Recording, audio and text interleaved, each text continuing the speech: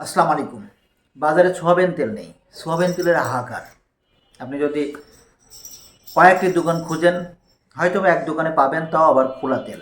আমি সেদিন কয়েকটা দোকান খোঁজার পরে একটা দোকানে খোলা তেল পেয়েছিলাম, সেটাই কিনে আনলাম।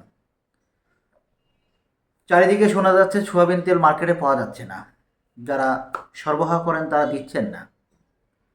দোকানদারকে জিজ্ঞাসা করলাম, আপনারা কি তেল পাচ্ছেন না? তারা বললেন যে হ্যাঁ, আমাদেরকে তেল দিচ্ছে না।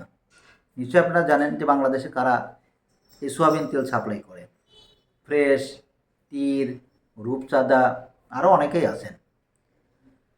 বাংলাদেশের যেই তেলগুলি রয়েছে সেই তেলের মধ্যে সবথেকে বহুল ব্যবহৃত তেল হচ্ছে এই সোয়াবিন তেল, এবং এই সোয়াবিন তেলের চাহিদাও বাংলাদেশে অনেক। মজা ব্যাপার হলো, হঠাৎ করে মার্কেটে এই সোয়াবিন তেল নেই। নেই তো নেই, 4-5 দিন নেই। আজকে আবার দেখলাম সোয়াবিন তেলের দাম বাড়ানো হয়েছে, কেজিতে 8 টাকা। যেই দাম বাড়ানো হলো আর মার্কেটে সোয়াবিন তেল আসা শুরু হয়ে গেল। কি এক অদ্ভুত, তাই না? ব্যাপারটা এরকম, দাম বাড়ানোর জন্য মূলত তারা সোয়াবিন তেল বাজারে ছাড়ছিল না। দাম যেই বাড়ানো হলো, সাথে সাথে তারা বাজারে তেল ছাড়তে শুরু করলেন। আজকে দোকানদারকে জিজ্ঞাসা করলাম, ভাই সোয়াবিন তেলের কী অবস্থা? বলে যে দাম যেহেতু বাড়ছে এখন আসা শুরু হবে আর কি। তার মানে তারাও জানে। অর্থাৎ এই যে আমরা এই দেশটাকে সুন্দরভাবে সামনের দিকে আগাতে চাই না, এদেশের বিপ্লবী ছাত্র জনতা আমরা যারা চেষ্টা করছি, যারা আমাদের সকলের সম্মিলিত চেষ্টার মাধ্যমে যারা আমরা চিন্তা করছি এই দেশটাকে আগামীর দিকে সুন্দরভাবে আমরা এগিয়ে নিয়ে যাব, অথচ দেখেন এই যে এই সমস্ত ব্যক্তিদের কারণেই সম্ভব হয় না। যাদের সহযোগিতার মাধ্যমে এই দেশটা আরও সুন্দরভাবে আগামীর দিকে আগাতে থাকবে, তারাই এই দেশটাকে টেনে ধরে।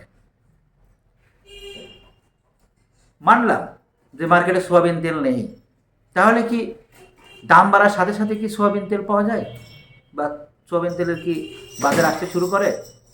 তার মানে কি? তার মানে এটা কৃত্রিম সংকট। মানে তারা চুক্তি করে, সিন্ডিকেট করে, সংকট তৈরি করে দাম বাড়িয়ে দেন, তারপরে তারা মার্কেটে ছাড়ছে। ওদিকে দেখলাম সোয়াবিন তেল নাকি আমদানিও করা হয়েছে, অর্থাৎ ব্রাজিল থেকে, আর্জেন্টিনা থেকে, প্যারাগুয়ে থেকে, আর কই কই থেকে যেন আমদানি করছে।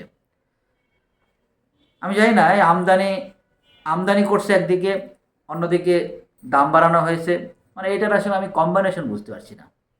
তবে যাই হোক না কেন, আমরা যারা সাধারণ মানুষ তারা সবসময় এরকমই হয়। আমরা সবসময় এরকম মানুষের জাটাকলের মধ্যেই পড়ি। হয়তোবা এই অন্তর্বর্তীকালীন সরকারের সময়ও আমরা সেই একই জাটাকলের মধ্যে পড়ছি।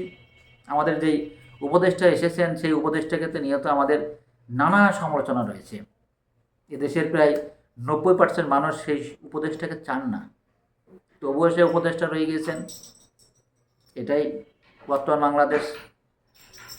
আর তো অন্যান্য জিনিসের ব্যাপারে তো আপনারা সবাই দেখছেন যে দাম কতটা চড়া আছে, যদিও ফ্যাসিস্ট সরকারের থেকে খুব বেশি না, তবে আমরাও এটা চাই না। আমরা চাই এটার থেকেও আমরা আরও নিচের দিকে ধাবিত হই। কারণ এখন তো শীতকাল, এখন তো অনেক জায়গায় এই সমস্ত সবজি পাওয়া যাচ্ছে, সুতরাং সবজির দাম আরও কম হওয়া দরকার, সেটা আমরা সকলেই চাই। তবে অন্তর্বর্তীকালীন সরকারের কাছে একটু অনুরোধ করব, যাতে বর্তমান বাংলাদেশের বাজারের যেই দ্রব্যমূল্যের যেই ঊর্ধ্বগতি সেটাকে নিয়ন্ত্রণ করা আপনাদের অত্যন্ত জরুরি। এইটা আপনাদেরকে অবশ্যই আগে প্রায়োরিটি দিয়ে এটা করতে হবে। আপনাদের উপদেষ্টাদেরকে ঘুম থেকে ওঠান, তাদেরকে জাগান, বলেন এদেশের এই সব থেকে যে এই বিষয়টা অত্যন্ত গুরুত্বপূর্ণ সেটাকে নিয়ন্ত্রণ করার জন্য। তা না হলো এদেশের এই জনতা আপনাদের পক্ষে বেশি দিন থাকতে পারবে না। ভালো থাকবেন। আসসালাম।